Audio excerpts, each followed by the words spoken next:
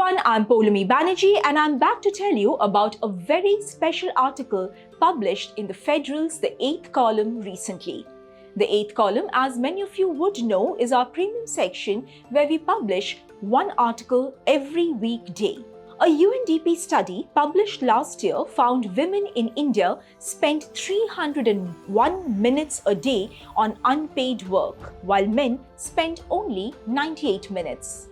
India's Time Use Survey too shows that women do 2.6 times more unpaid care work than men. Government estimates place the value of women's unpaid domestic and care work at 15 to 17% of the GDP.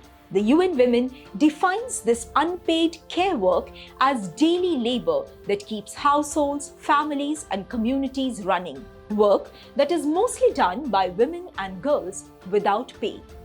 It includes things like raising children, caring for older or sick relatives, and supporting a person with disabilities, as well as cleaning, cooking, washing, collecting water or fuel, you name it. It also includes organizing schedules and anticipating household or community needs. Unpaid care work is the invisible force that holds households and communities together. It's draining, not only being at the beck and call of every adult and minor member of the family, but also often having to anticipate their needs and fulfill them even before they are voiced. For the women, there are no weekends, no holidays, no retirement age. Years of putting herself secondary take a toll.